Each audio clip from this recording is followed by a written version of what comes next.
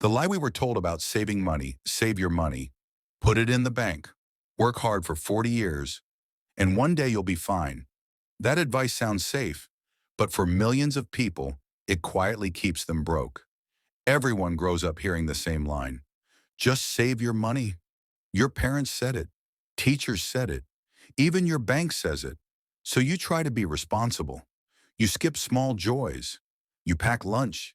You avoid buying things you like.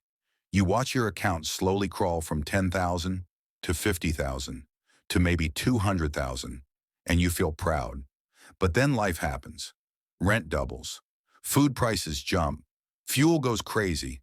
Your savings suddenly feel tiny, and you start thinking, wait, I did everything right, so why am I still struggling? Today we're breaking down the biggest money lie most of us were taught since childhood, why saving alone will never make you rich, and what actually builds real wealth instead. Because if you don't fix this one belief, you can work your whole life and still feel broke at 50. Let me tell you a quick story.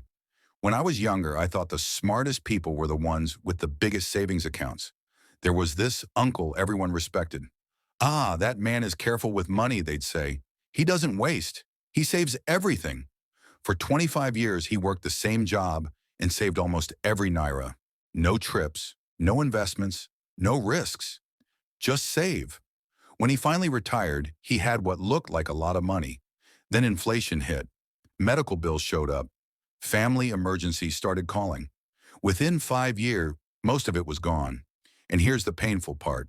Someone else I knew made less money than him, but invested in small businesses, land, and stocks. That guy retired with less savings, but way more wealth. That's when it hit me. Saving money is not the same thing as building wealth. Not even close.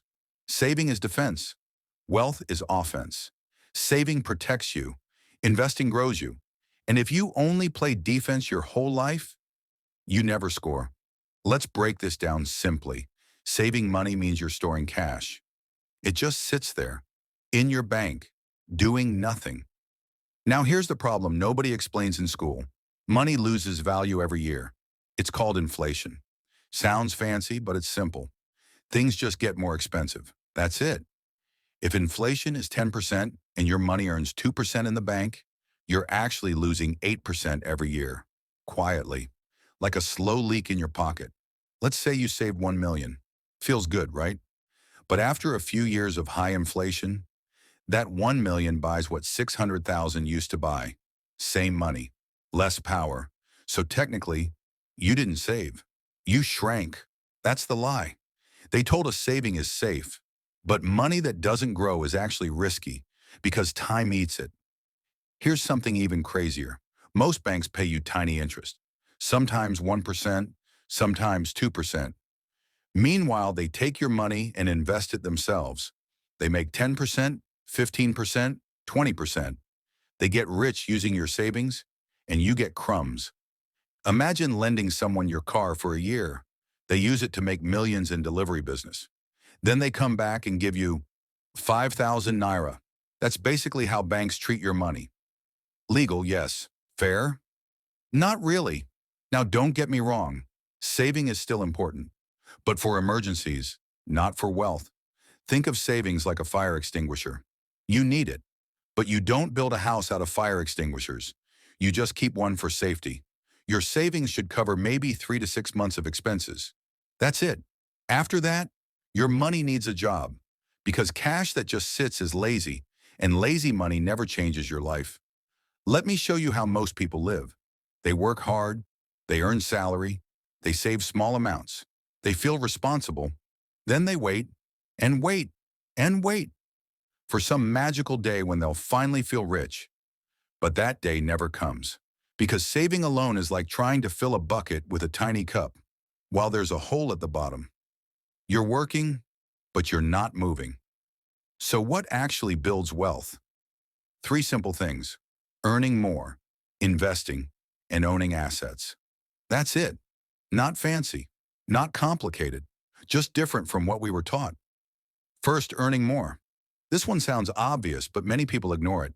They focus too much on saving 5,000 instead of learning how to make an extra 100,000. It's like squeezing water from a stone. There's only so much you can cut. At some point, you need to grow income, learn skills, start a side hustle, switch jobs, sell something, ask for raises, because income is the engine.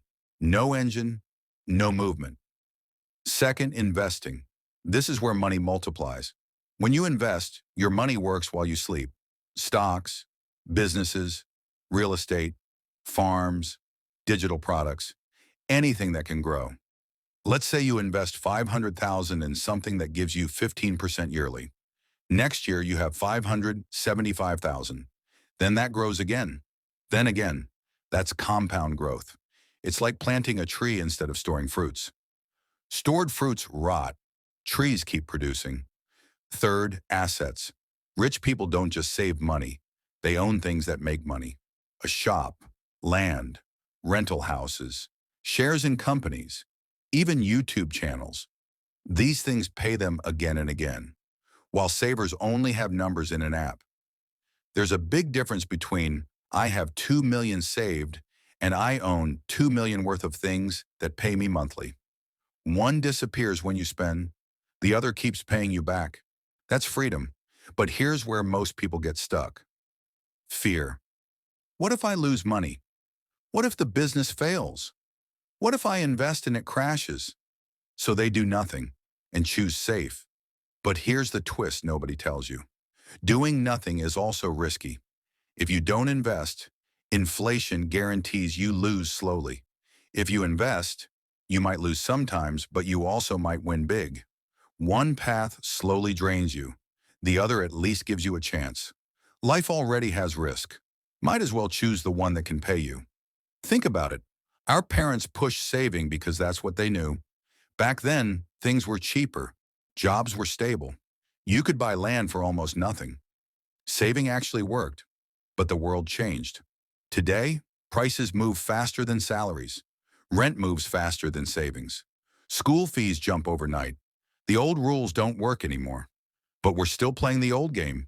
It's like using a Nokia charger for an iPhone. Wrong tool. And that's why so many hardworking people feel stuck. They're not lazy. They're just using outdated advice. Let's hit the hard truth. If you only save money your whole life, you will probably retire average. Maybe stressed, maybe dependent on your kids, maybe still worried about bills. But if you learn to invest early, even small amounts, time becomes your best friend. Start with 10,000, then 20,000, then 50,000. Consistency beats big money. You don't need millions to start. You need habits. Because wealth is not built by one big move. It's built by boring, repeated smart moves. Every month, every year. Like brushing your teeth. Small, daily, powerful. Now here's the key moment I want you to really feel. Saving money will protect your life, but investing money will change your life. Protection keeps you alive. Growth makes you free. And freedom, that's the goal.